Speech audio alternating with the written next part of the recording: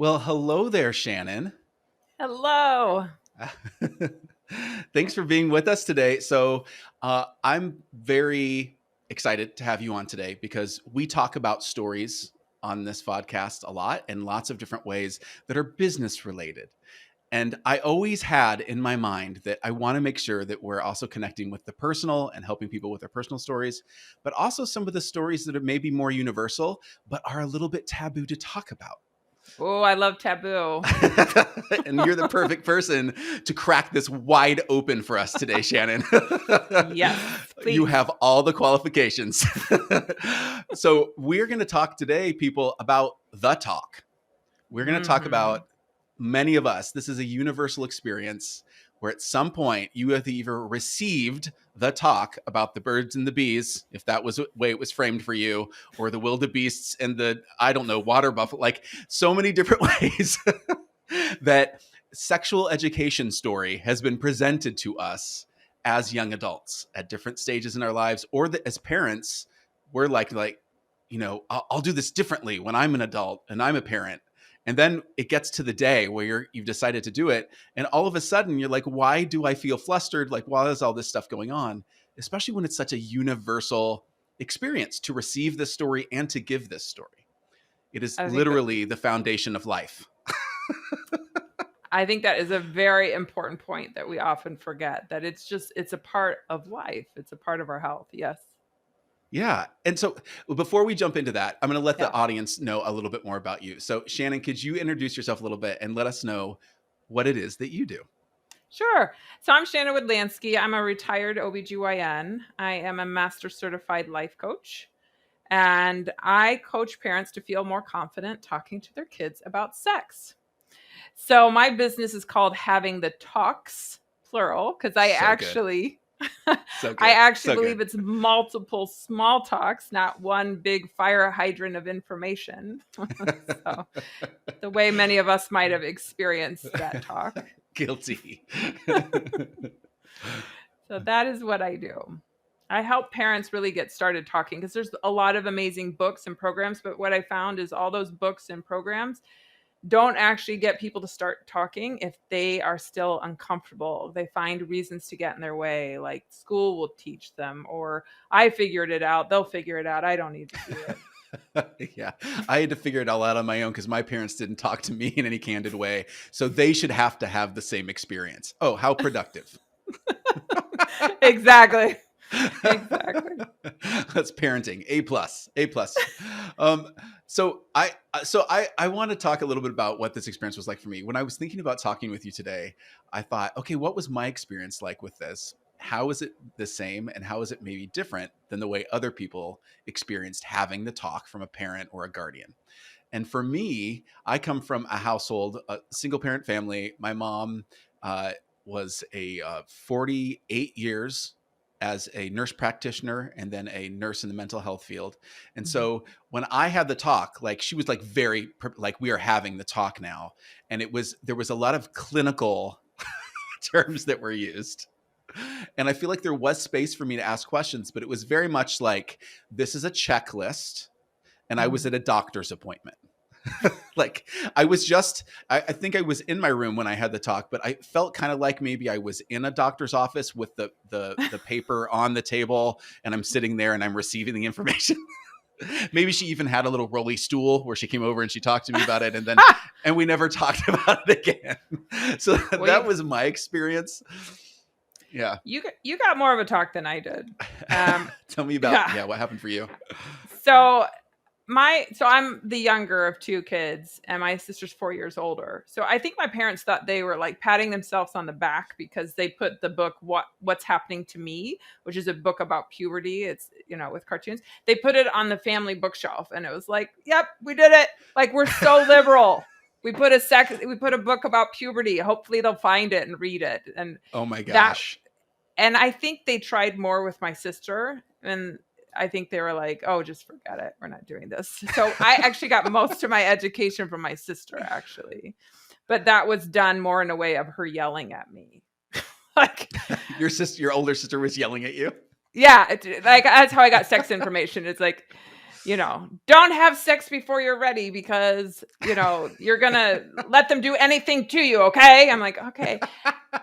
And my sister learned from listening to Dr. Ruth, because Dr. Ruth Westheimer had a radio show at night. And back in the day with the clock radios, we would be bedtime. And that was around the time that Dr. Ruth's show on. And she would listen. And that's how she learned a lot. And then she passed a lot of the information to me. And she had that amazing like Austrian accent too. Everything seemed kind of more cool because of the way she said things. Yeah, she was very like grandmotherly, right? Yes. Amazing. Absolutely. Yeah. And so now that you're talking about that, we absolutely had a similar experience where there was this book that had cartoon illustrations in it. I remember it vividly, black and white color cover. And it was very much the same way of like, well, when a man loves a woman very much, and it was very like, there were a couple of pictures in there that showed that they were naked and that something was probably going on, but you needed to fill in all those blanks. And it's so funny that you say it was kind of just like seated upon a shelf, almost like a sexual education scavenger hunt. I will give my parents credit that it was like facing out, like, instead of the normal way on a bookshelf, it was one of those shelves where you could see the cover. So it was displayed. It was like this month's reading, recommended reading this month, Shannon. Yeah, but don't ask questions. But don't ask questions. The librarian is out. Exactly. This is a self-study. So after you found the book and what was the talk like? Was it very brief? There was no talk. I'm not kidding you. Like, I don't even think I read the book. I flipped through it. There was zero talk. Just my sister would tell me things from time to time, or I'd ask her questions. Because every time I remember one question I asked my mom, and that was like, how do I know when I need a bra? And she got so uncomfortable. She was like, I was like, okay, don't ask this woman anything else because this is awful for both of us. And just the bra conversation, not even intercourse conversation, just the bra. No. Oh my gosh. Technical. I'm 48 and we still haven't had an intercourse conversation. It was hard for me to say I was pregnant because of the implication of it. I mean, come on now. Oh my gosh. Yeah. She would have then known that you had sex. Like that's exactly. Yeah. It's not what we talk about. It's so fascinating to me how generation wise too, that there are different approaches and different ways to talk about sex and to talk with your kids about it, ranging from not at all, we don't talk about it, to, we're going to be more enlightened about this. We're going to talk about certain things. But it's so interesting that your approach, like you talked about, or you've hinted at so far, is it's not one time fire hose. That it can be multiple times. And really the only thing that's holding us back from that, at least in my experience, is needing to be uncomfortable more than once as a parent. Yes. But at the same time, a lot of people think like, oh, I can do this. And I say 5-minute talks, but it's not like I put a timer on it. It's just a couple minutes where you bring up one topic, you talk a little bit and it's done. And it actually helps you and your child a little bit to be like, okay, like I can do this for a couple minutes. There's also, I think, one of the most common reasons when I talk to parents and they tell me they haven't started talking, they're like, I'm afraid of getting it wrong. And what wrong means to each person is different. But if you take wrong as I give wrong information, that's the beauty of having multiple talks. You revisit it. Hey, and it's an amazing lesson to your kids to be like, hey, do you know how I said this one thing? I actually found out I was totally wrong. This is what I learned and this is how I figured it out. What an amazing example to your kids outside of sex. Right. That you can think something and discover that you're wrong and admit to it and how you handle it. So, or that there's a better way to communicate it than the first time that you attempted. Absolutely. So, there's that component, or I'm going to do it wrong means I don't want them to feel shame because I felt shame. But that's like the beauty of having, again, multiple talks. If you don't like how the way you approached it one time, you approach it a different way the next time. What have you decided, in your expert opinion, and having multiple clients go through this and plan out the talks and things like that, is there an age? Like we often, I feel like parents think about like, what is the proper age to start talking to them? Should I do it right before they have the education class at elementary school that you can opt in or opt out of? Is it before that even? Do you have any advice that you've given parents as far as timing? Yes, I mean, part of the work that I do is looking at, so we say sex because that's what's understood, but I'm really talking about sexual health, Oh yeah. which is like 5 components. It's sensualization. So that is like how you experience the world, like how things feel, how things Mm. look to you, but it's also about body image. So body image, something we can teach from a very young age. It is intimacy, trusting, sharing, caring. And I even start this conversation very young with my kids about, how do you know who you can share a secret with? How do you Oh wow. decide? Why is it important? So there, it's the idea is a scaffolding approach. Give them a little information, and as they developmentally increase, you can increase that conversation. The third one is identity. So gender roles, gender identity, sexual identity.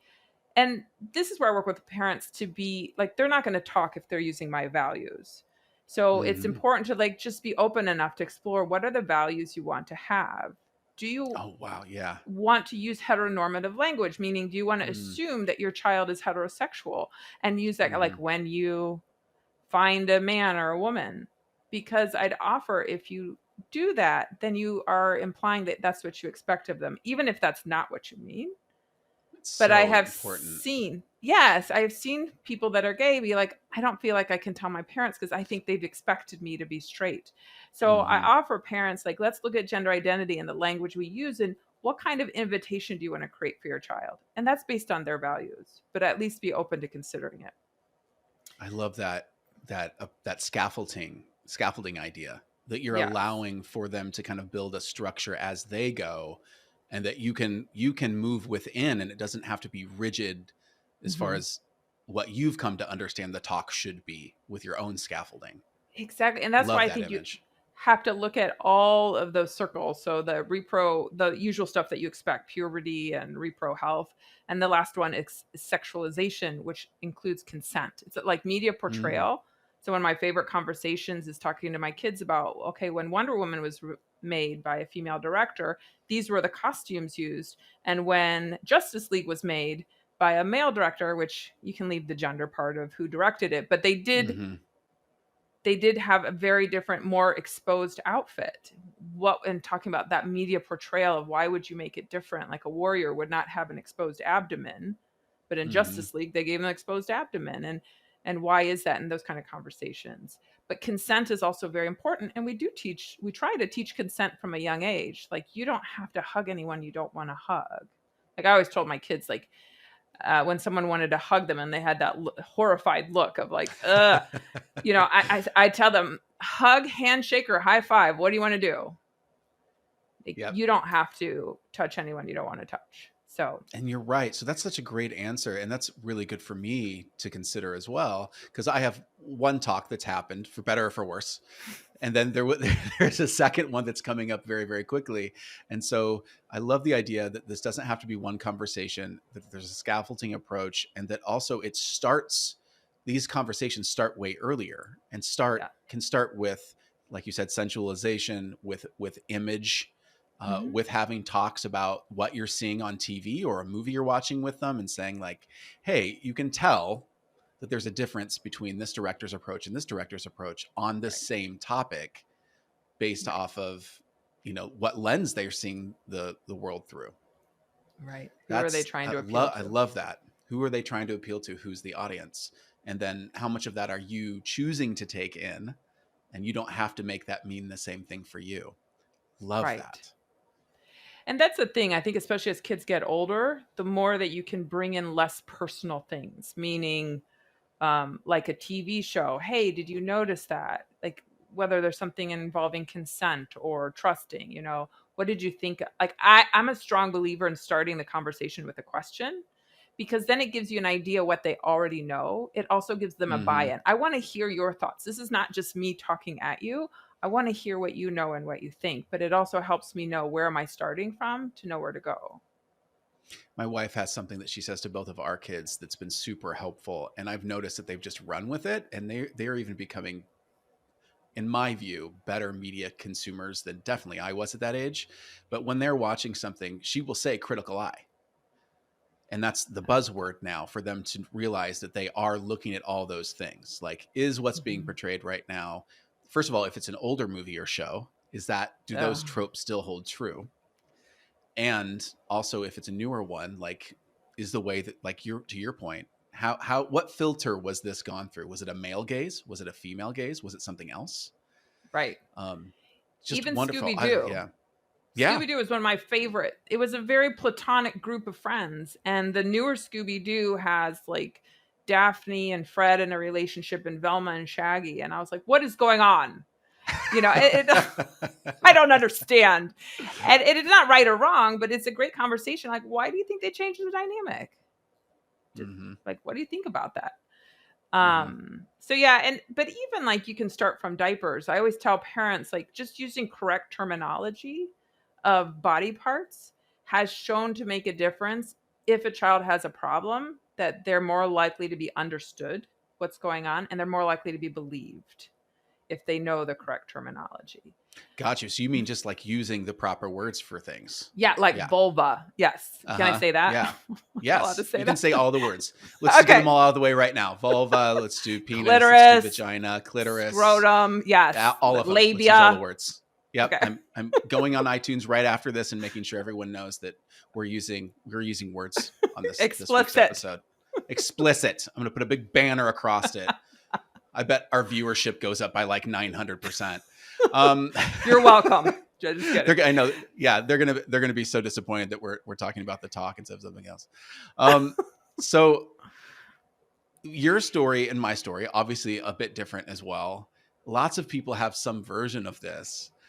We've talked a little bit about this from a humor perspective, but do you have any examples of something that has gone, like the talk has gone horribly wrong? Well, I don't have any personal examples, but I was laughing the other day because I was looking at some Onion headlines, if you're familiar with the Onion. And there was one that says, father sits teenage son down to explain how sex with mom works. And I was like, yes, horrible. I do not advise personal stories on this one. Yeah, and a lot of the things that we do when we're talking about business leadership or marketing stories, we're like, personal stories work great. Not in this instance. I mean, I think if you're talking about thoughts and feelings, and it depends on the age and the relationship you have, like, yeah, especially more so, I think, in puberty. But yeah, no one wants to hear about your sex life. Period. I'm just going to period right there. Just kidding. So, you know what? That's what I love about this approach that you're talking about as well is that you're helping people frame having an ongoing conversation. And like you said, to use scaffolding to bridge between those conversations, allow you to revisit topics that you think you should have explored a different way, or now that you have new information or a new viewpoint, you want to make sure that you're exploring with your child. It was really helpful for me after the initial talk with my son, that several months later, it's probably like 9 months later or so, I could tell he had more questions, but that he was kind of hinting that he had more questions, but he didn't want to come right out and say it. And we ended up just going on a long walk. We were on a vacation with the family, and we went on a long walk together and just allowed things to have some uncomfortable silences, to allow things to bubble up, to talk about them in more of a confiding manner too. And it was so helpful to both of us to have it be more of a conversation than a one-way directed lesson that you pre-packaged and then you want to be done and let's never speak of this again. And there are some topics that way, but that's another thing that I think stops parents is like the discomfort of their child. So like I think about like, taking walks is a great way. Driving in the car is another way, because most of our drives aren't long. Like they're usually around town that I might have a talk on a subject. It's a few minutes long and you're going to get out, but there's less distractions. Doing a puzzle together, cleaning dishes together, whatever. Oh, yeah. But I remember one time driving he's now 16, but when I think he was like 12, driving, and I don't even remember what I brought up, but probably something with puberty or something. And even though I was driving, I could feel the tension coming from him. So I just stopped the talk right there and I said, "Are you uncomfortable?" And he's like, "Yes." I said, "Why?" Very clear. I said, "Why?" He goes, "Well, it's weird to talk to your parents about these things." And I said, "Well, who should you talk to about it?" And he's like, "I don't know." And I'm like, okay, well, can I say two more things? Are you okay if I say two more things about this and we'll be done? And he's like, yeah. So I said two more things. And I was like, any questions? No. But I will say we're 4 years now. I can't say that he loves it and cheers up and down but Mm. he will come to me with questions, and he's much more relaxed now. Like, I couldn't have gone on with that conversation if I hadn't addressed his discomfort. However, now I don't usually have to address his discomfort because it's not at that level where he's not taking anything in. I love the idea too of someone working with someone like you and kind of paying it forward, learning how to give the talks, a series of talks better, and to be and language to use and so many things so that you're armed to be successful and that your kids are as well. But then they're having something modeled that hopefully it's easier for them if they have kids and need to have the Mhm. talk. I think that's kind of a beautiful way to make the story better as it's passed down from generation to generation, and getting rid of some of those maybe social mores and embarrassment and things like that. Maybe some of it can stay with the former generation and not be passed forward. I think that might be a beautiful thing. And that's exactly it, because I think so many people have their story, and you talk about stories. Like, a lot of people assume my story is I must have had this open education and I must be super comfortable. And I'll be Mm. honest, I don't think I've ever admitted this before. There are certain things, oh, maybe I did once on social media. There are certain things that I am not comfortable with, and I teach it anyway. And the difference Mm. is that I understand why I'm uncomfortable, and I understand why I want to teach it anyway. So my stuff is clean when I talk to my kids. Like, I keep it out of the way. And that's such a good point, because it's not that we are going to, like, when someone works with someone amazing like you, it's not that all the uncomfortableness is going to go away. Right. It's that you will have the tools in order to deal with it and maybe understand that that's normal, Yes. that you're uncomfortable, and to Yeah. do it anyway. Yeah, that Yeah. it makes sense. It makes sense, and Hmm. that's the way I think of it. It makes sense why I get uncomfortable about certain things, Yeah. and I do Because it of our anyway. own background and, different things that we've gone Yes. through in our own life experiences. Yeah. And to allow space for that Yeah, in our own absolutely. story. So, how can people find out more about you? Like, I'm already convinced. I wish I could rewind and go back in time and I will have tell you it's worked never with too you, late. worked with you before I talked with my son. But if Yeah. someone is in the position where that's something that maybe they're thinking about now, or they have been thinking about, and this is the right Yeah. timing, what's the best way to work with you, and kind of how does that work? Absolutely. So, the best way is so you can go to shannonwidlansky.com to see what I offer, but I either offer one-on-one coaching, and basically it's a 6 week program where we go through kind of creating that plan, but looking at what's stopping people from talking, looking at what makes people uncomfortable, looking at like what you want to teach. And because parents have the greatest effect, and there's research to show this, on their children's values and decision making when it comes to sex. So it's like, you Mm. want to have this conversation. And not saying anything does teach something as well. Oh, wow. Yeah, that's powerful. Yes. So we kind of go through, what is it you want to teach? How do you want to teach it? And kind of helping you get out of your own way. Like I said, that's probably the biggest impact I have, is getting people to start talking. But on top of that, having some sort of plan. The other way I do it is through a group coaching program, but the next Mm. one starts beginning of February. Oh, okay. So So people good can timing get for in some now. people. Yes. Christmas presents, people. Christmas presents to yourself. The best gift you could give yourself this year. Yeah, exactly. So that's it. And then, I mean, on Instagram is probably where I'm most active under having the talks. I give as many golden nuggets as I can through there, because I just want people to start talking. It will make such a huge impact on your child's life, but just on society in general. And that's your Instagram handle, is having the talks. Yes, plural. Perfect. Perfect. And in the show notes, we'll make sure that we link to your webpage as well, so people can find you there. Well, Shannon, thank you. This has been fantastic. So I feel fun. like I've learned a few things. Really, that was the whole reason I wanted to do this, was so that I could get some coaching. Thanks. My daughter's going to really appreciate it. So there you go. No, thank you. So fun to be on. Absolutely. All right. Thank you so much.